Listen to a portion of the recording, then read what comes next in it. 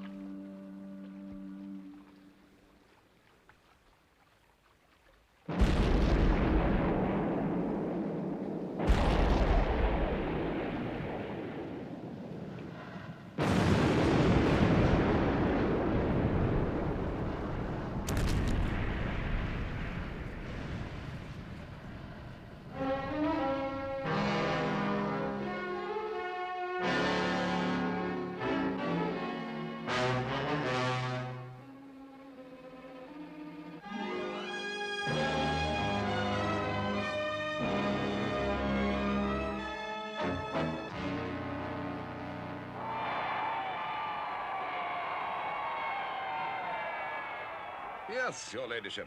As chairman, I can say the men certainly appreciate your doing us the honor today. My pleasure, Lord Worden, I assure you. If you will just step this way, dear lady. A thoroughly excellent vintage, Parker.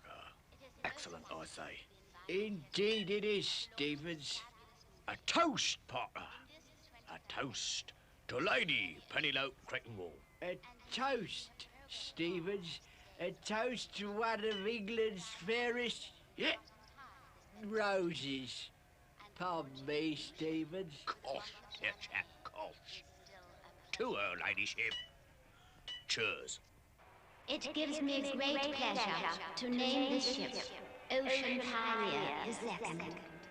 May God bless all who sail in her.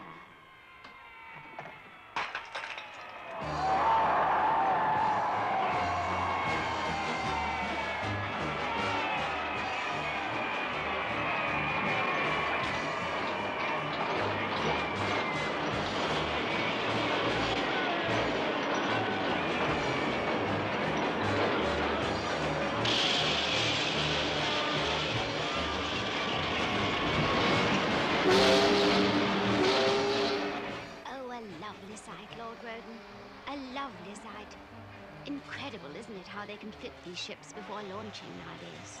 Man, she's a beauty. Just take a look at that. Oops! Oh, my bonnet! Hurrah! And now, as Ocean Pioneer II hits the water for the first time, the crowd goes wild. Yet, for all the excitement of the day, there must be many whose thoughts turn to the ill-fated Ocean Pioneer 1 that disappeared so tragically only 6 months ago. Yeah, I'll say. Hold it, Scott. Look, there's Penny. This has been your first major launch. It must have been a great thrill. Oh, indeed it has. The flags, the people, and such a wonderful ship. Although I must confess, the bottle of champagne didn't quite break with the pop that I expected. Yes. Thank you, Lady Penelope. And now, viewers, we leave the shipyards of Clydeside and return you to the studio. Right. All we've got to do now is to wait for Penelope to report in. I wonder if she's found anything interesting.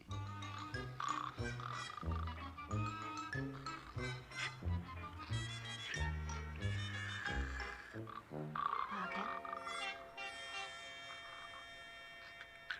Parker, can you hear me? Loud and clear, lady. Parker, where did you get the champagne? Well, lady, it was such a good year, 1998. It seemed a pity to waste it. So I slitched it. Switched it. I thought that bubbly didn't hit the ship with much of a bang. Parker, what was it that I launched the ship with? Lady, it was pure tonic water. Parker, I shall have to talk to you about this later. Meanwhile, I've got a message to relay to Jeff.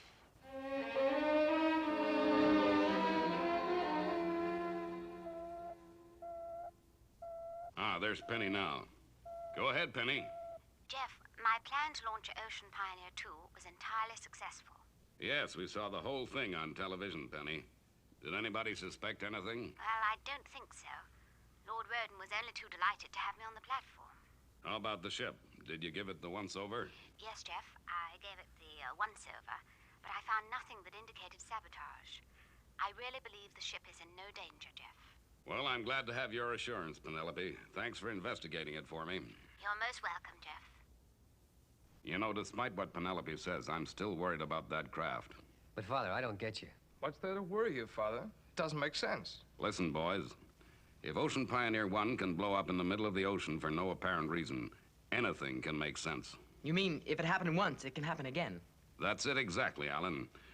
I've just got a feeling we're going to hear more about that ship once she's left on her maiden voyage. Well, there's no use brooding over it. If anything's going to go wrong, our worrying over it won't prevent it. Well, I'll be... Gee, already? Okay, John. Let's have it. There's a distress call come in from Oahu in the Pacific, Father, requiring immediate action.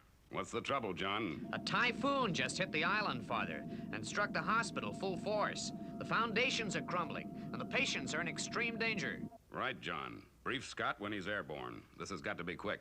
FAB, switching to standby now. Well, at least it's not the tanker in trouble.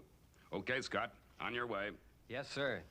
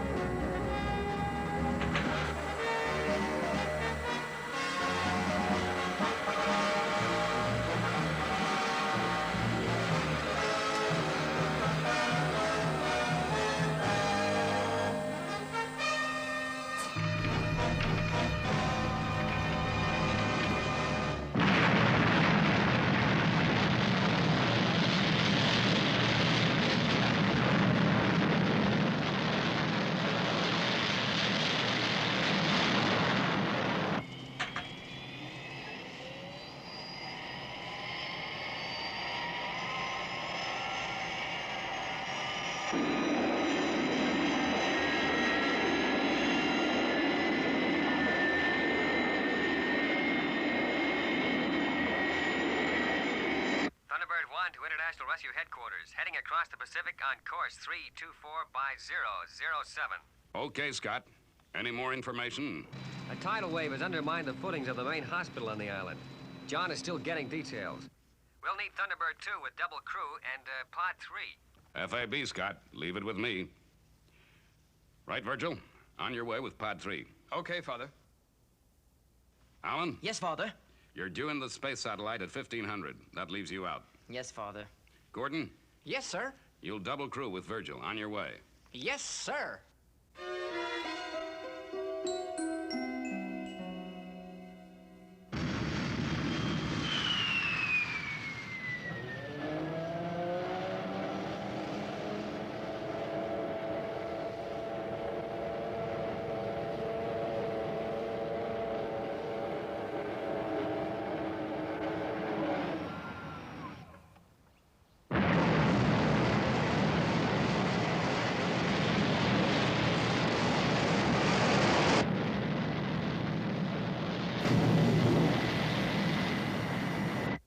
Father, Go ahead, Scott. I'll be landing at the danger zone in 2 minutes. I've briefed Bill and Gordon. According to John, Tintin, the area... get Brains up here. Right away, Mr. Tracy. What do you reckon's causing the interference, Father? Hold it a second, Alan. Virgil's coming through. I don't get it. Virgil's lost contact, too. This could be very serious. Brains. What do you make of this? I'm afraid that John up in the satellite is now out of contact too, Mr. Tracy. I think it only affects transmissions via the satellite. Yes, but it cleared itself then, didn't it? Yes, Mr. Tracy. But the interference signal appears to be much stronger this time. Alan, Yes, Father. you're due to relieve John in 6 hours anyway. Can you take off now? I guess so, Father. Brains, you'll need information from the space satellite in order to trace this fault, right? Yes, Mr. Tracy. All right, then, I want you to go with Alan. We've got a complete communications blackout on our hands, and that leaves us vulnerable. International Rescue could fall down on the job for the very first time. Yes, sir.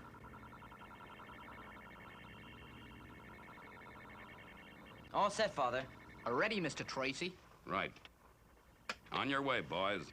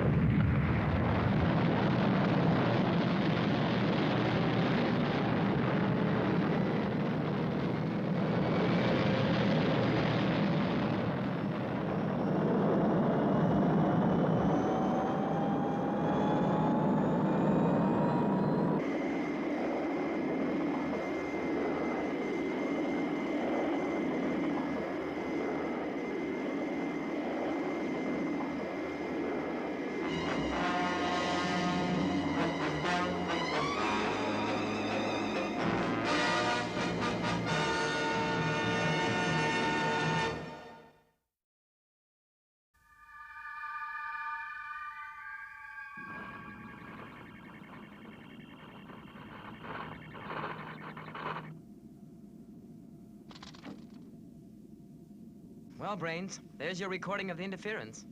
But it seems a mighty long way to come just to pick up a reel of tape. Not at all, Alan. For analytical purposes, a recording made outside the Earth's atmosphere is much cleaner. Okay, Brains, let's move. The sooner I get you back to the base, the sooner you'll be able to work out an answer. See you then, boy. See you, John. Oh, and hey, don't forget, you owe me 6 hours. Yeah, see you.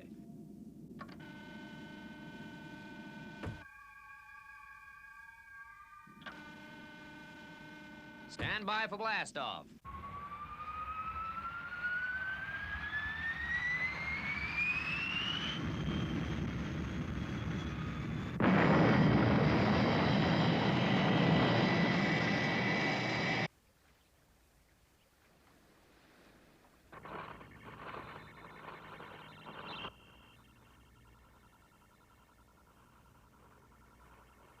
Is there no news yet, Mr. Tracy?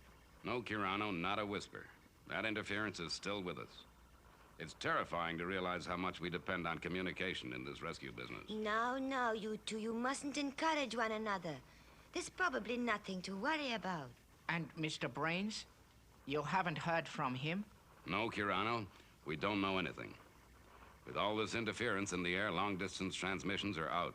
As far as I know, only transmissions over short distances are possible. Between Thunderbirds 1 and 2, for instance. I suppose I'd better go and start organizing lunch. It'll be just the 4 of us again. Yes, Tintin, I guess so. Oh, that will be the mail plane, I expect. No, Kirano, that's Thunderbird 1. Tintin, you'd better lay an extra place. It looks as if Scott will be joining us after all. Well, not much point in using the radio with this level of interference. Well, Father, I'm coming in now. I just hope that you're ready for me.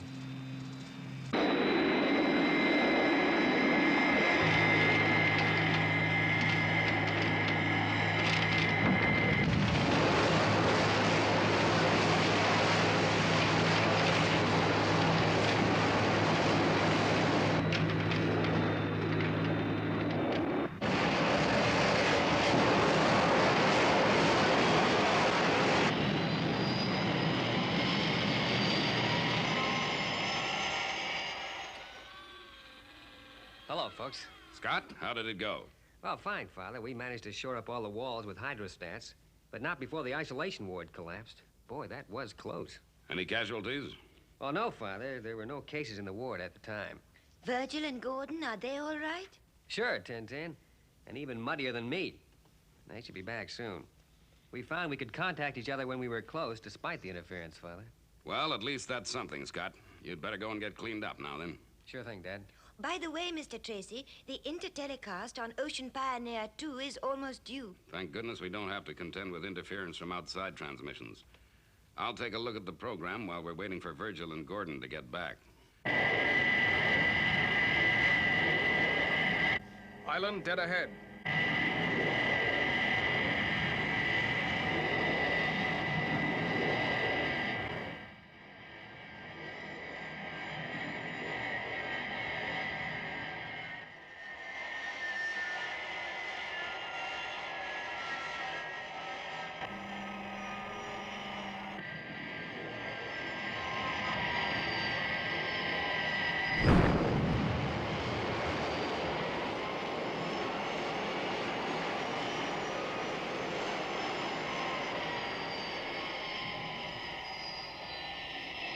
All we need now is for Thunderbird 3 to get back, and the whole team is together again. Yes, and let's hope Brains clears up the mystery of this interference.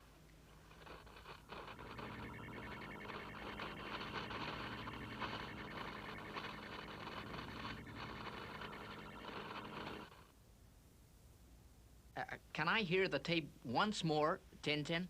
Coming up, Brains.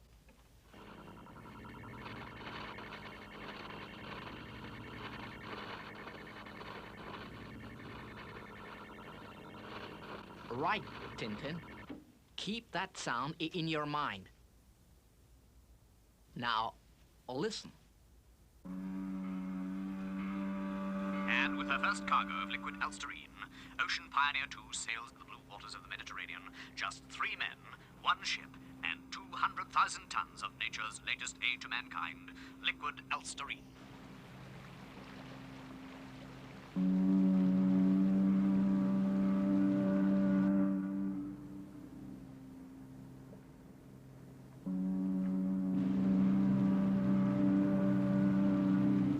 Jensen, for goodness sake, we're well clear of port now.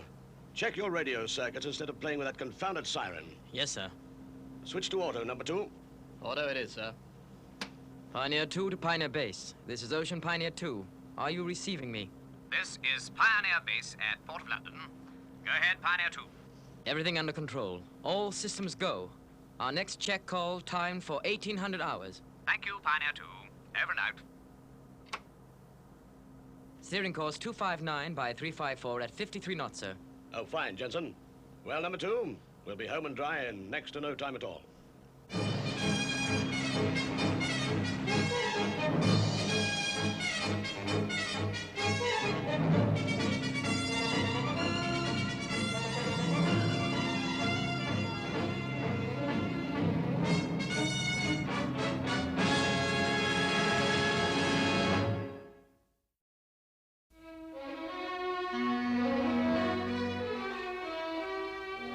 Can I see you in the laboratory right away, Mr. Tracy?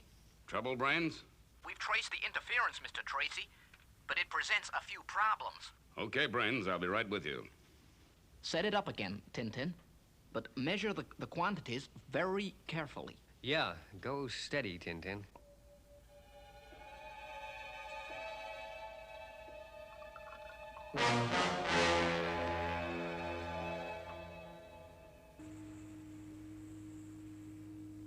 Okay, Brains, let's have it. Just setting up, Mr. Tracy.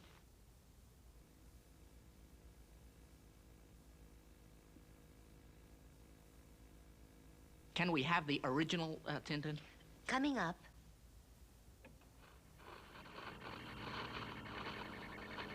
Right, Tintin. Microphone on. Microphone on. Our experiments show that the result of close proximity of a high-density liquid fuel and a low-density substance known as OD60 produces high impedance waves, which can interrupt and cut off radio communication on our bandwidth for a given distance. Microphone off, please, Tintin. That's the cause. Now, the cure. Too fast, Mr. Tracy. The experiment is not quite finished. No, sir. It sure isn't. All right, what are we waiting for? Observe the contents of the test tubes, Mr. Tracy. By even closer proximity, further chemical action takes place until finally they... Wow! Okay, Brains, what does it all add up to? It adds up to a very large explosion in whatever area one finds both A and B. A being alsterine and B being... Alsterine, you say? Yes, Mr. Tracy.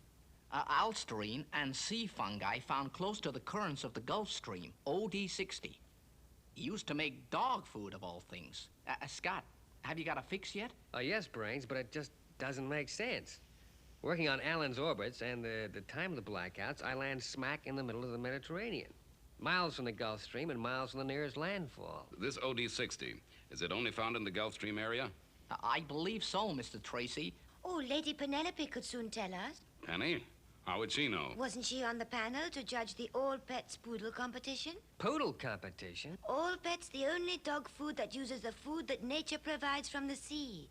OD60, of course. Tintin, get on to Penny right away. I want to know each location of OD60 and whether any has been found in or near the Mediterranean. And tell her to make it fast. I've got a hunch. A hunch, Father? Yes, Scott. A very strong hunch that somewhere just about here there's a great pile of OD60.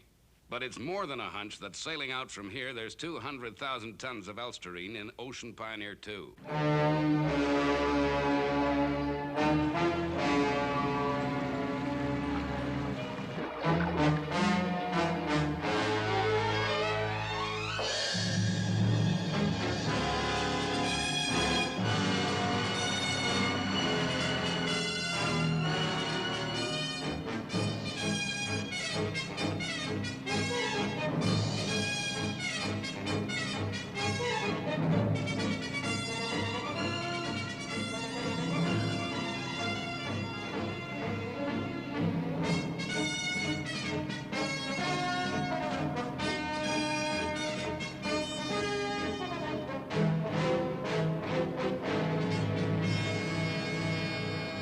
5 miles from the coast, Captain. Excellent, Jensen.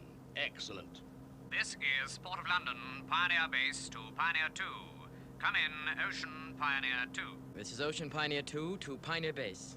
Our chart position is 350 by 210. Proceeding at 60 knots. Over. Good progress, Pioneer 2. We'll have a reception committee with you. Get rid of that noise, Jensen. Lady Penelope, how very delightful. Sir Arthur, it's so good of you to see me at such short notice. It's this doggy book that I'm compiling, you know. Now, in the chapter on feeding, I feel that my readers will want to know more about OD60. Of course, I know we can rely on your discretion. We wouldn't like everyone to know where to trawl for our product. Oh, of course, Sir Arthur. You can rely on me entirely. Thank you, Lady Penelope. Well, now, looking at this map, if we follow the Gulf Stream from its source here and around the coast of Florida, we find the main sources of OD60. The main sources, Sir Arthur? There are others, then? Well, we don't know yet. Look at the map. Just look at the distance that we have to transport OD60. I tell you, the capital costs are crippling to my company. Now, what we have done is to dump 150,000 tons of active OD60 in the Mediterranean in the hope that it will flourish and provide further raw material for all pets. Then there is OD60 in the Mediterranean? No, we don't know for sure yet. Oh, well, what a capital idea. I promise I won't tell any of the girls at the club. You can count on me, Sir Arthur.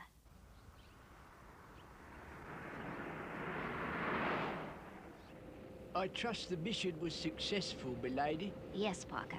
Sir Arthur confirmed all our worst suspicions. There really is OD60 in the Mediterranean. I must radio Jeff at once to warn him. Ocean Pioneer 2 is heading straight for trouble.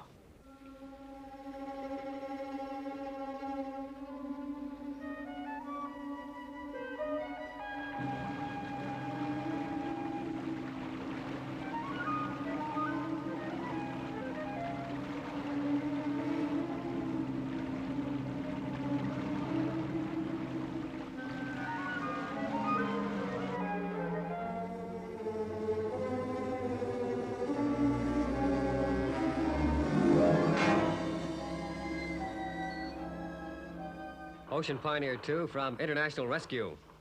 Ocean Pioneer from International Rescue. Yeah, it's spreading to the lower frequencies now. Well, it's no use, Father. We'll never get through. All right, Scott. It was just a long shot. Well, I guess it's no use waiting for them to send out a distress call, because they just aren't going to be able to make one. Well, what are we standing around for, then? Come on, let's go.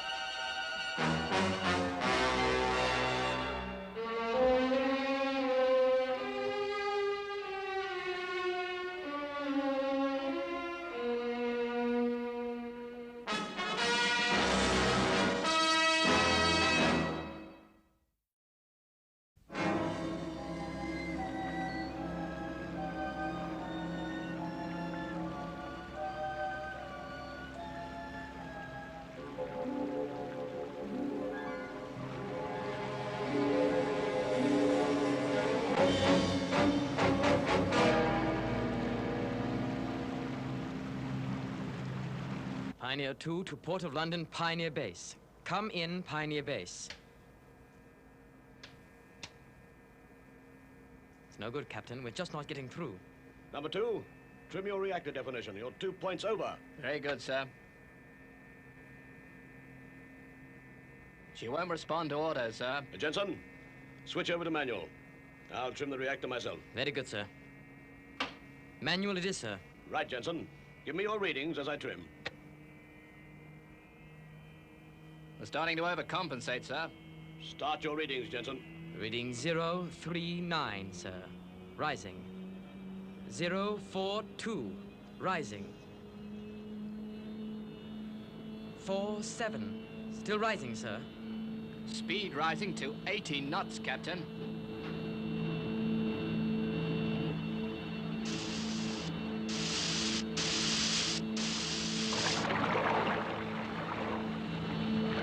Ocean Pioneer 2 to Port of London Pioneer Base. This is an emergency. It's no good, number 2. The reactor's gone too far. Close down the radiation shields. Jensen, steer on radar course 370 by 298. Boy, what a maiden voyage this has turned out to be. Even the weather's deteriorating.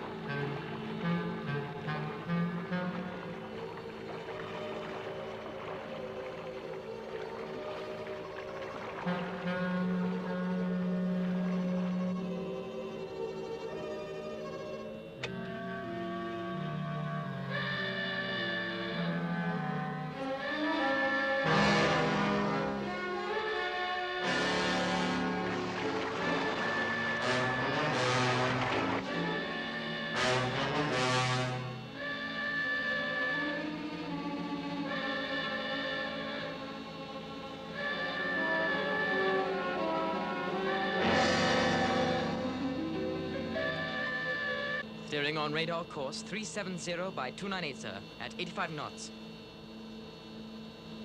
85? The engines won't stand it. They won't stand it.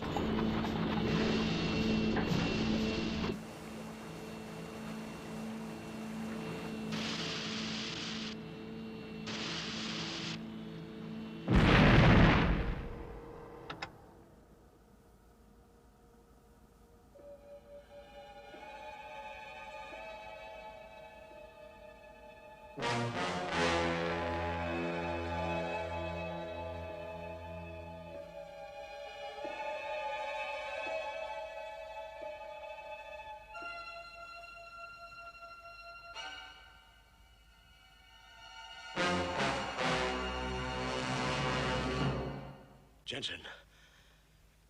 Jensen. Sir? The radio, Jensen.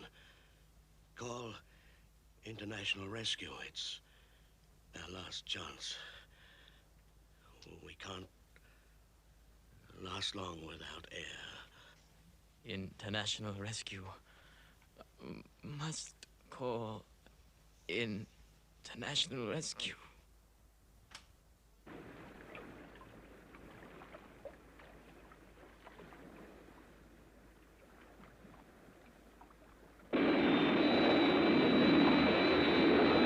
Okay, Virgil. I found her. She's drifting off course toward the danger zone. And there's quite a lot of mist around, too, which is going to help that accident. Can hardly hear you, Scott. This interference is really getting worse. I suggest we keep radio contact down to the minimum. FAB. I'm going to try to land on the deck.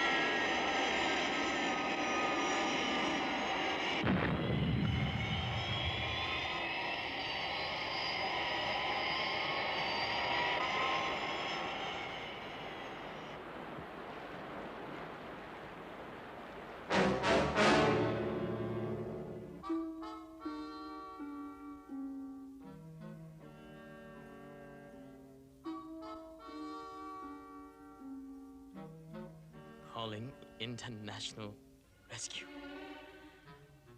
Radiation shields in position. Air supply failed. Over.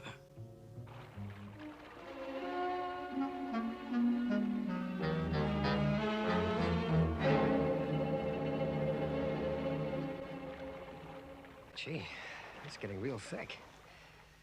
I hope Virgil's not far off.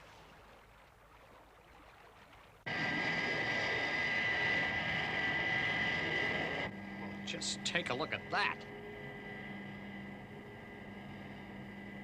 Terrifying, isn't it?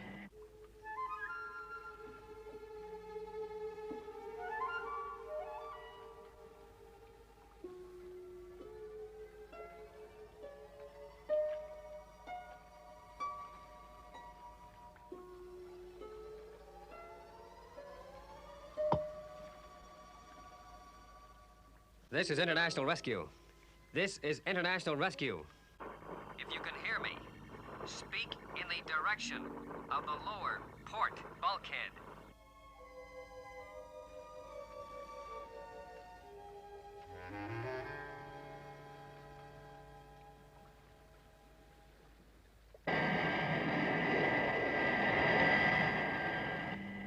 We're never gonna find the tanker in all this. See if we can get through to Scott and home on his signal. Thunderbird 2 calling Ocean Pioneer. Come in, Scott. Nothing. Now, where the heck is Virgil? We can't afford to split up now. Hey.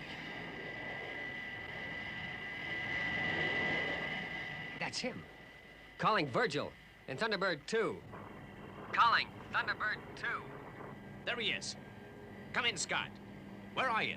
I can hear your motors. You're somewhere over to the starboard side. Now, steer 5 degrees to port. There she goes.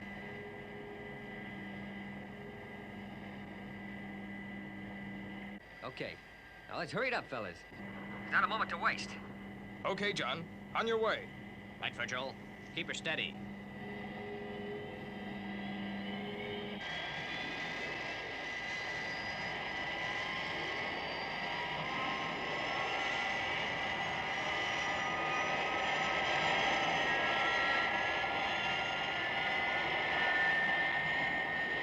Here goes.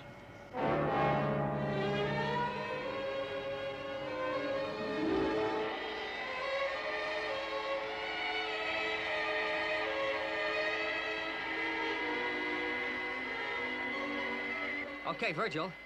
As soon as John hits the deck, stand well clear till I send for you.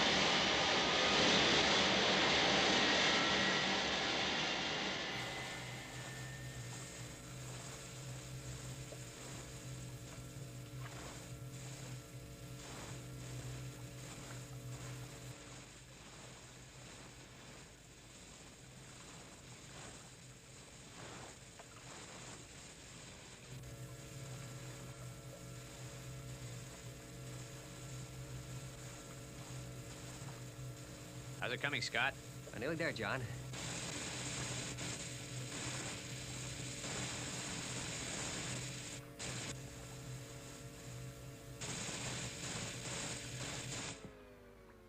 Here it comes.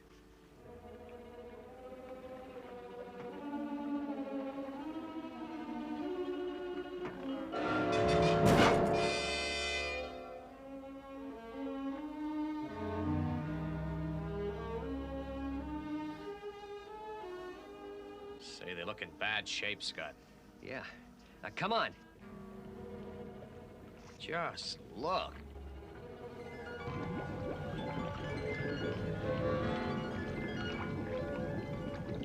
Now, this can only mean one thing.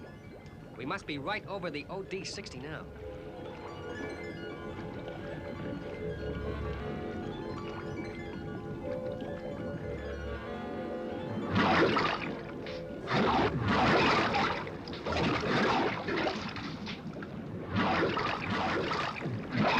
Virgil, you better come in and stand by.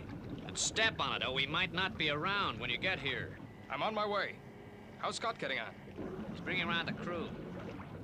Captain, can you hear me? Call International Rescue. It's our only hope. Well, I sure hope you're right, Captain.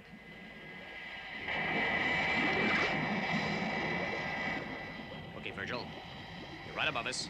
Start dropping.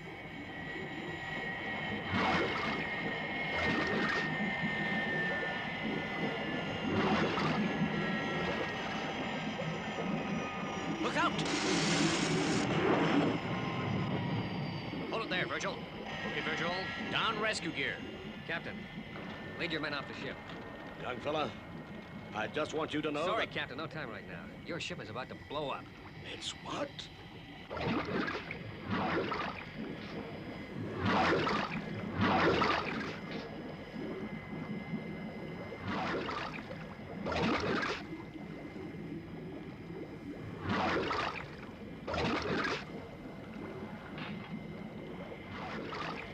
Okay, Virgil, pull away. And you make it snappy. FAB, Scott.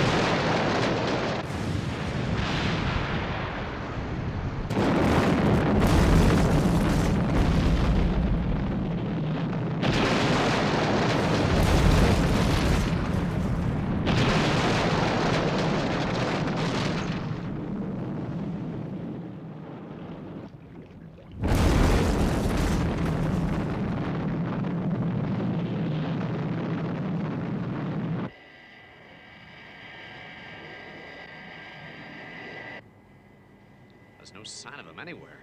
Thunderbird 1 from Thunderbird 2. Come in, Scott.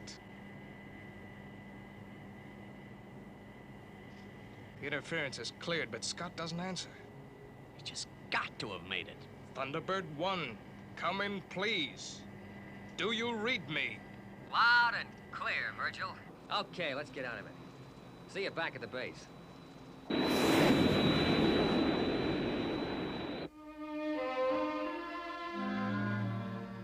I still say that 120,000 tons of ship stands for a heck of a lot of capital investment, Scott, and we should have tried towing her out. Sure. Oh, sure, boy. But do you reckon we could have made it in time? Who knows? That's all part of the game, isn't it? Now, hold it, boys. John, how many rescues have you been out to? Well, I guess about a dozen, Father. Scott? All of them, Father. Okay. And yet you still argue. Oh, we weren't arguing, sir. No, we were just discussing it, Father. Listen. For many years now, man has worked to perfect the material things in this world. And he's done pretty well for himself. If a building falls down, he can soon build it up again. With life, it's different. And this is why the object of international rescue will never change. Your job is to save lives that are in danger. And that's how it's gonna be. Always. Got it? Well, that's okay by me, Father. Yeah, sure, Father. Okay. Go and dip your hot heads in the pool. I want to read my book.